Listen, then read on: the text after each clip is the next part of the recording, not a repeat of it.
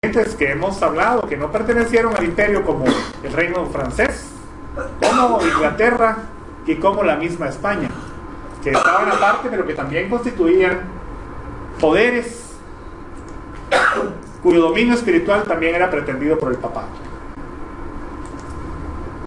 Hemos visto también, a través del estudio de la semana pasada, mejor dicho, de la semana antepasada, cómo hubo hombres valientes dentro de la iglesia que trataron de frenar los abusos de la misma y pagaron hasta con su vida su disposición a obedecer la palabra de Dios. Entre ellos recordamos a John Wycliffe, que aunque no fue condenado a muerte, sí sufrió una persecución tremenda. Y el caso específico de Jan Hus en Bohemia, que pagó con su vida el querer hacer valer lo que él entendía como doctrinas correctas de la palabra de Dios.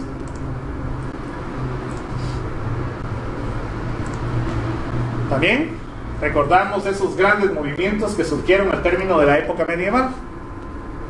El Renacimiento, ese renacer de las artes, ese renacer de la literatura, esa frescura grande que tuvieron su apogeo en este tiempo y que se denominó precisamente por eso el Renacimiento. Todo renacía con vigor y con fuerza después de ese invierno tremendo que había sido la Edad Media.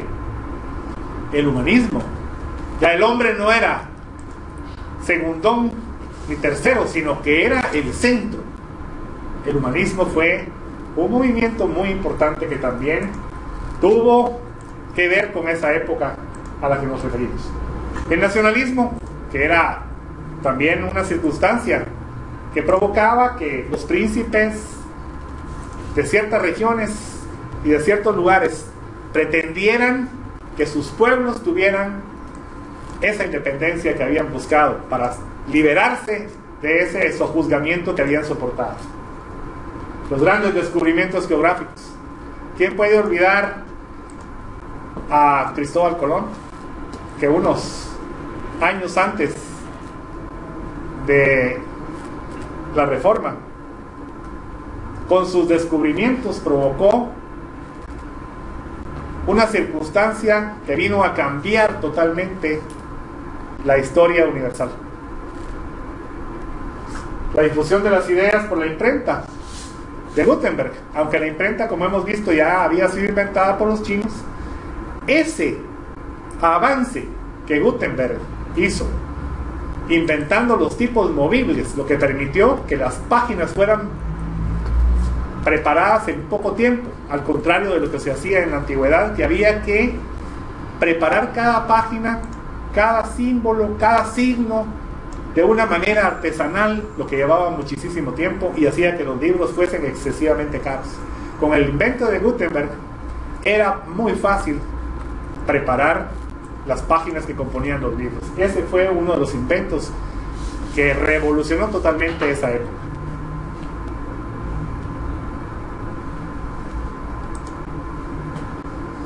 También habría que apuntar que desde la caída del Imperio Bizantino, recordamos 1453, cuando Constantinopla cae en poder de los turcos, y es un hito que marca el final de la Edad Media, la amenaza exterior que representaban los turcos y otros reinos árabes se hacía sentir de una manera muy amenazante en el oriente de Europa, en el norte de África, así como en algunas de las islas del mar Mediterráneo. Estaba ese otro poder que no era controlado ni por el imperio ni por la iglesia. Tampoco hay que olvidar la frágil estabilidad social de los estados europeos. Como producto de la explotación de las clases trabajadoras, especialmente los campesinos, por parte de la aristocracia y también de la iglesia. En este ámbito que hemos descrito, dramático, y como si se hubiese preparado ex profeso para agudizar la tremenda descomposición vigente, se comenzó a gestar lo que se ha dado en llamar la reforma religiosa del siglo XVI, la cual, por supuesto, es consecuencia de siglos y siglos de oscurantismo y abuso de parte de los gobernantes y también de la Iglesia de Roma. Entremos pues de lleno al periodo álgido de la Reforma, A ese periodo en el cual el desbordamiento de las pasiones y las reacciones de los poderes políticos, económicos y religiosos provocaron un tiempo de gran incertidumbre y de enfrentamiento de la más diversa índole. Estamos entonces llegando a este punto que va a ser precisamente tratado en unas 2 o 3 clases de este estudio que estamos realizando ahora. Martín Lutero. Ahora, cuando uno habla con la gente que desconoce los hechos históricos y menciona el nombre de este insigne hombre, todos recuerdan a un tal Martin Luther King. Inmediatamente les viene a la mente porque es un hombre relativamente contemporáneo y porque las noticias de él han trascendido por la televisión, por el periódico. Pero este derivó su nombre precisamente del Martín Lutero al que nos vamos a referir, de ese hombre cuya voluntad, cuya pasión, cuyo amor por la palabra de Dios gestó en gran parte la reforma religiosa del siglo XVI. Vamos, este personaje es el iniciador de lo que hemos denominado la etapa álgida de la reforma. Ahondaremos entonces en el conocimiento de su personalidad compleja para comprender mucho mejor esta etapa del proceso histórico. Hijo de Hans y Margaret Luther, Martín nació el 10 de noviembre de 1483 y fue bautizado en el día que se celebraba la festividad de San Martín de Tours. Por eso recibió el nombre de Martín. En el año siguiente a su nacimiento, la familia se trasladó a vivir a Mansfeld, donde el padre de Martín estaba encargado de dirigir minas de cobre. Es decir, era un hombre que tenía conocimiento de la metalurgia, pero tenía una posición mejor que la generalidad de las personas que se dedicaban a este tipo de actividades. Hans Lutero había sido creado en un medio campesino y de obreros, por lo cual él deseaba que su hijo llegara a descollar como un funcionario civil, para que, como se dice actualmente, se recibiera de algo y pudiera salir precisamente de ese ámbito y ser alguien en la sociedad de su tiempo, para que le diera honor a su familia. Y precisamente con este propósito lo envió a Martín a varias escuelas, tanto en Mansfeld como en Magdeburgo y Eisenach, que son ciudades que tienen mucha importancia en la vida de Lutero. En el año 1501, cuando tenía 18 años, Martín ingresó a la Universidad de Erfurt, donde entre sus estudios de bachillerato aprendió música. Era un músico consumado, Martín Lutero. Tocaba el laúd con una maestría grande. Y por su dedicación al estudio, fue apodado el filósofo. Ese era el apodo con que ¿sí? conocían sus compañeros a Martín. No fue, curiosamente, el primero de su clase, pero era el segundo. Era un gran estudiante también. Martín Lutero alcanzó el grado de bachiller en el año de 1502, lo que puede considerarse en la actualidad como una maestría en el año 1505, 3 años después, siendo destacado como uno de los mejores estudiantes de su grado. Martín Lutero quería complacer a su padre, y con ese propósito se inscribió en la Facultad de Derecho en la universidad, y parecía que en todo seguiría la voluntad de su padre Hans. Pero su vida dio un vuelco completo. Durante un viaje fue sorprendido en un camino solitario por una terrible tormenta de lluvia y de descargas eléctricas. De pronto, un rayo cayó muy cerca de él y, lanzado al suelo por su espantada cabalgadura, clamó a Santa Ana por protección. Santa Ana, Santa Ana. Recordemos que no había otra religión imperante en ese tiempo, más que la religión católica. Hizo un juramento de convertirse en un monje si se salvaba de este peligro tan grande. Por causa de este juramento, Lutero abandonó la carrera de Derecho, desobedeciendo a su padre terrenal, y luego de vender todos sus libros, curiosamente, no quiso vender los de Virgilio, aquel gran escritor latino que nos ha legado tan maravillosa literatura. Hizo su ingreso entonces en el monasterio agustino de Erfurt el 17 de julio de 1505. El joven Lutero se dedicó en cuerpo y alma al monasterio y se empeñó en realizar buenas obras. Estaba obsesionado con las buenas obras. Su objetivo era complacer a Dios y era servir al prójimo por medio de la oración de sus almas. También se aplicó al ayuno, se aplicó a la autoflagelación, al peregrinaje y la confesión constante. Constantemente estaba confesando sus pecados, estaba pidiendo y clamando el perdón de Dios para poder sentirse salvo.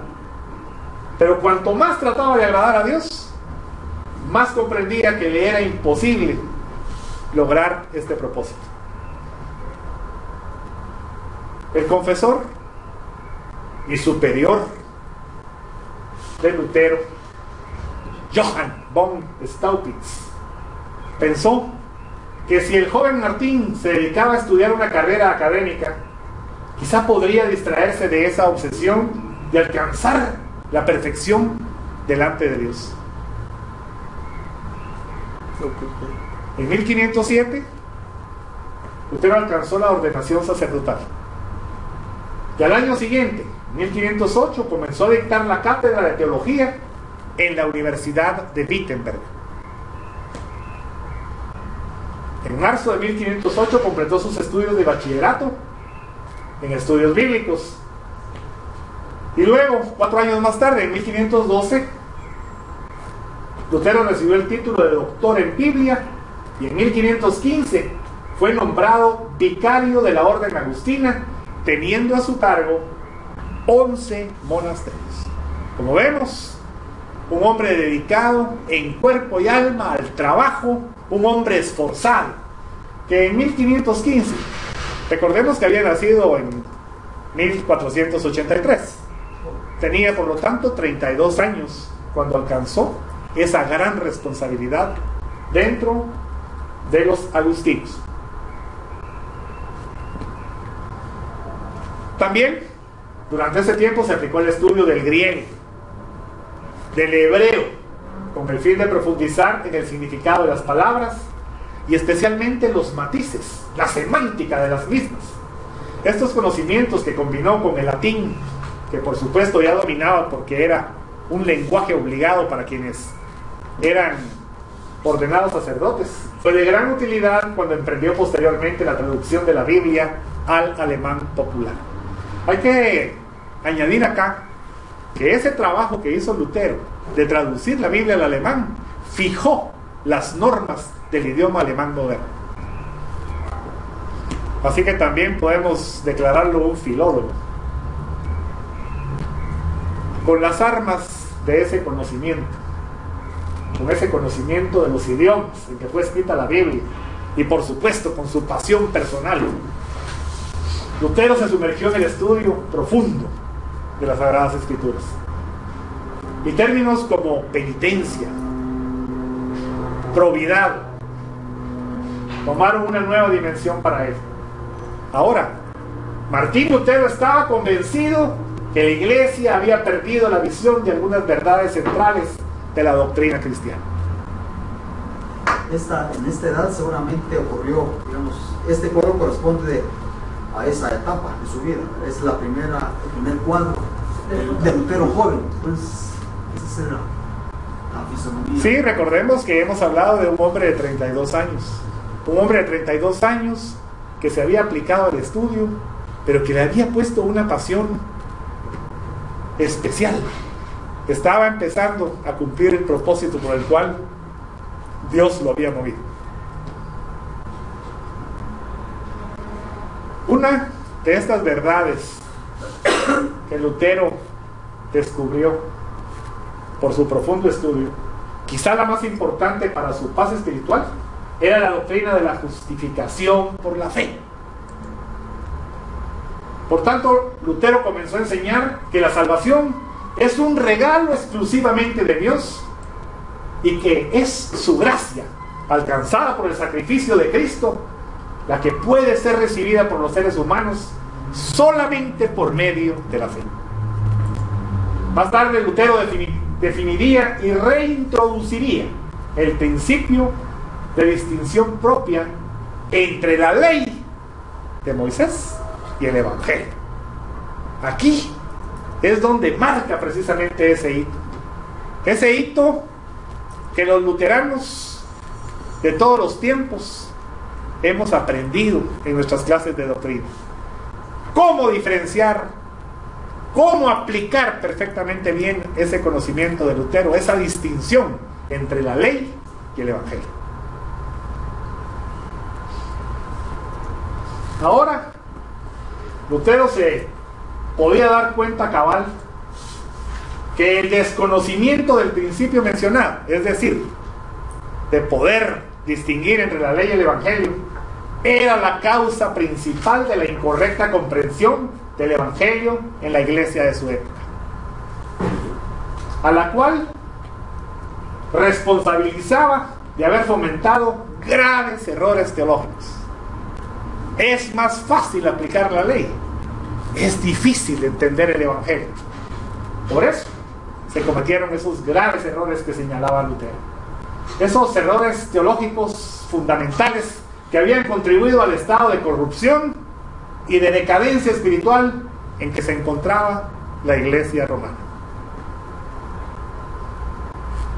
El anterior es, pues, a grandes rasgos, el panorama imperante en la Europa de los inicios del siglo XVI.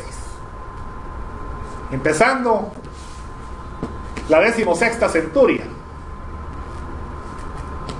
en la segunda década en que nos estamos situando en este momento.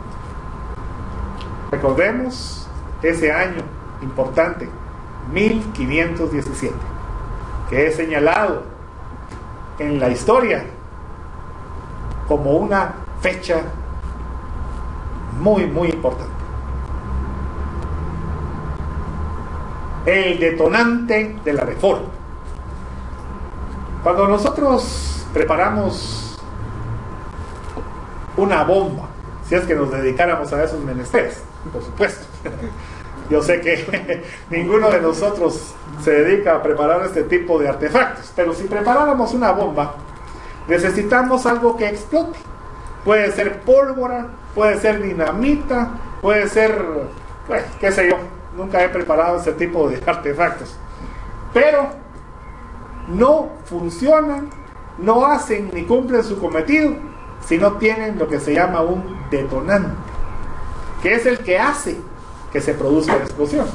Así que ahora vamos a entrar precisamente a ver cuál fue el detonante de esto que llamamos la etapa álgida de la reforma religiosa del siglo XVI. Entre sus obligaciones del año 1516, Lutero debía predicar en la iglesia de Santa María, en la ciudad de Wittenberg, y también en la misma capilla del palacio que se denominaba de Todos los Santos. Ese era el nombre, no del palacio, sino de la capilla. La capilla de Todos los Santos, en la cual había una gran colección de reliquias que habían sido acumuladas por el príncipe Federico III de Sajonia. A este príncipe se le llamó Federico el Sabio y fue un gran protector de Lutero. Pero él había acumulado estas reliquias porque se tenía la creencia que al estar en contacto con esas reliquias se podía ganar indulgencias, se podía ganar salvación, se podía ganar tantas cosas espirituales por el solo hecho de estar cerca de las reliquias. Podían ser huesos de santos, partes de la cruz. Había unos que decían que eran las espinas de la corona de Cristo y que las tenían ellos como reliquias guardadas. Había toda clase de este tipo de reliquias que trataban de que la gente sencilla, desconocedora, creyera que por el solo hecho de estar cerca de ellas iba a obtener la salvación. Estas reliquias permanecían, como decía, en esa colección grande que había hecho Federico III de Sajonia, Federico el Sabio. Y en aquel tiempo cualquiera podía comprar una indulgencia, ya fuera para sí mismo o para sus parientes muertos que permanecían en el purgatorio. Esa era la idea central. Había que venderlas a los que estaban vivos, pero tampoco había que olvidarse de los que estaban muertos, que, como sabemos, el mundo de los muertos es mayoritariamente más grande que el mundo de los vivos. Porque si pudiéramos establecer cuántas personas han vivido y han muerto, nos daríamos cuenta que son muchísimos millones y millones más de los que permanecen con vida. Así que no habían dejado tampoco de lado ese mercado al cual había también que acceder por medio de la venta de las indulgencias. Por supuesto, los muertos no podían pagar, pero los vivos podían pagar por los muertos también. Aquí aparece un personaje célebre, famoso, Juan Tetzel. Juan Tetzel era un fraile dominico que había sido reclutado para viajar por los territorios episcopales de Alberto de Brandeburgo.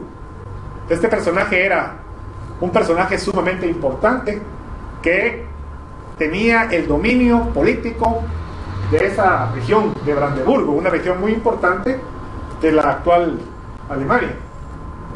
Tetzel había sido, como decía, contratado para vender las indulgencias, para que con el dinero que obtuviera por este medio financiaran la edificación de la Basílica de San Pedro en Roma.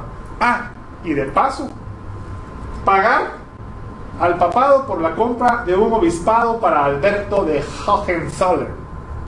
Alberto de Hohenzollern había solicitado comprar un obispado, pero no tenía dinero. Entonces la iglesia le dijo: mire, pídale prestado a los banqueros, que ellos le den el dinero, usted nos paga a nosotros, de ahí le autorizamos a que venda a usted las indulgencias, le paga a los banqueros y de hecho le va a quedar una buena parte de dinero. Qué negocio tan excelente, ¿verdad? Era la cosa más sencilla de este mundo.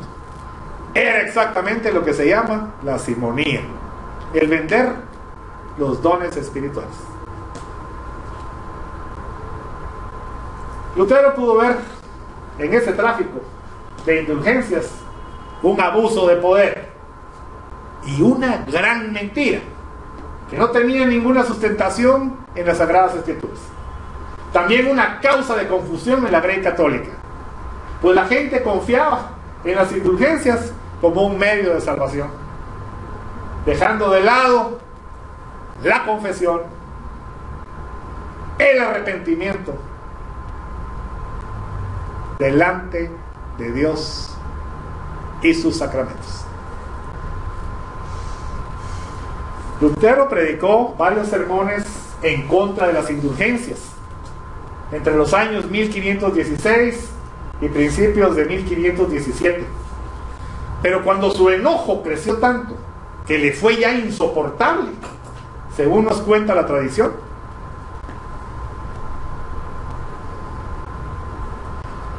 el día 31 de octubre, que ahora han dado en llamarle noche de Halloween, noche de brujas, así le llaman al 31 de octubre. Ese día, 31 de octubre, la víspera del Día de Todos los Santos, Lutero, armado con su conocimiento y con su pasión, clavó en la puerta de la iglesia del Palacio de Wittenberg, la iglesia de Todos los Santos, recordemos, 95 tesis, en las cuales invitaba abiertamente a todos los feligreses de todas las capas sociales para debatirlas. Por supuesto, quienes podían debatir eran únicamente un grupo selecto, el grupo que podía haber accedido al conocimiento, a la cultura, que en esos tiempos eran grupos reducidos, pero era abierto para que pudieran discutir acerca de esas 95 tesis. Ese punto, ese hecho de clavar en esa puerta de esa iglesia marca el banderazo de salida de lo álgido que fue la reforma religiosa del siglo XVI.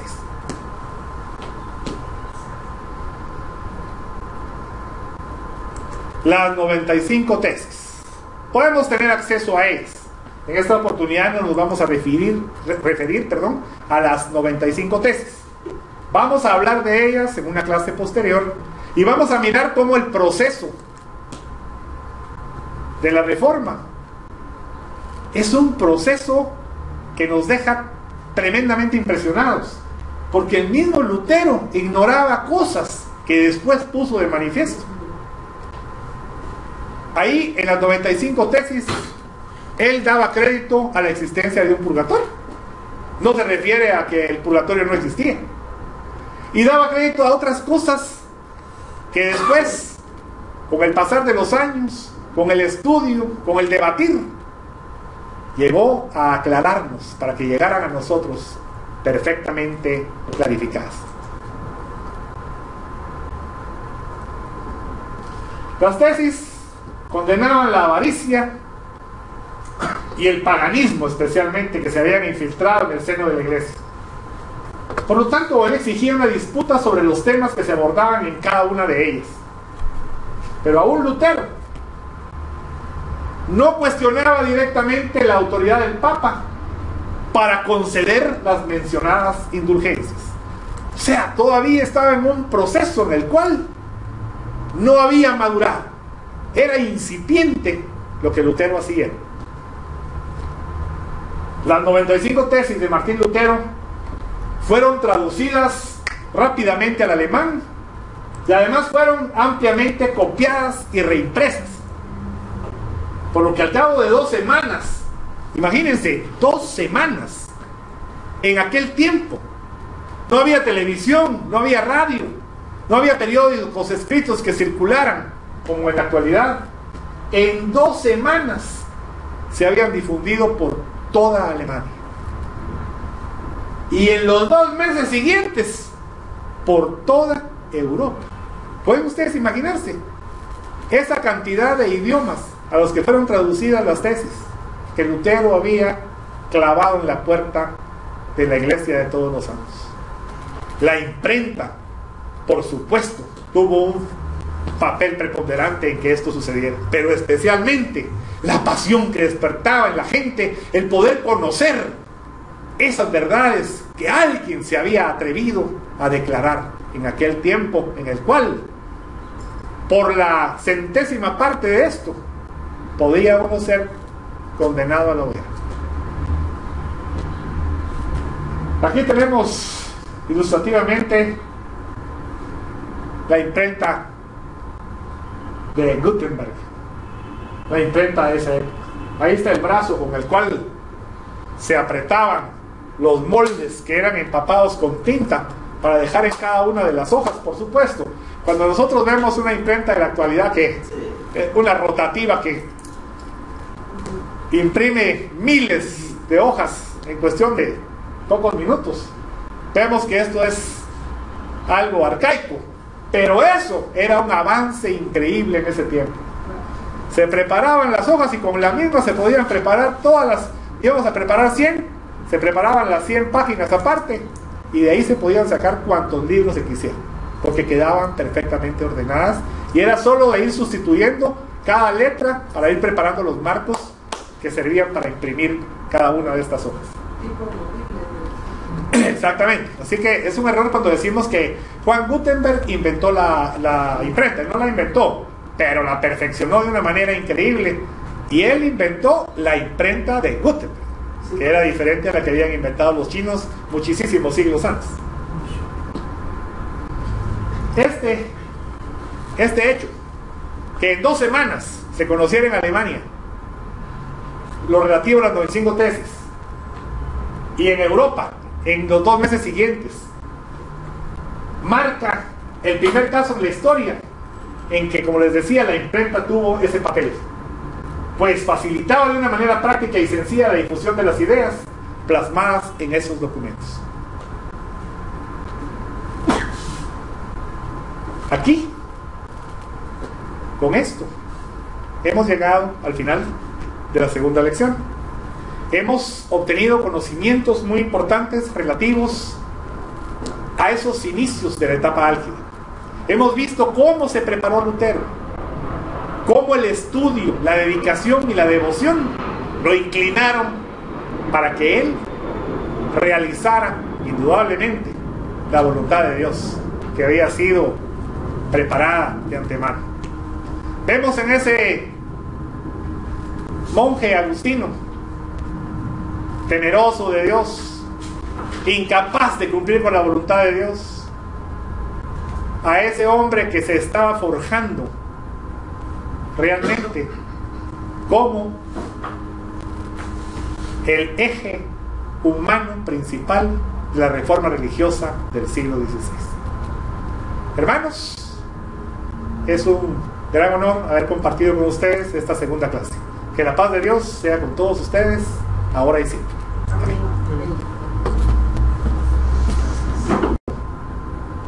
Realmente, como el eje humano principal de la reforma religiosa del siglo XVI. Hermanos, es un gran honor haber compartido con ustedes esta segunda clase. Que la paz de Dios sea con todos ustedes, ahora y siempre.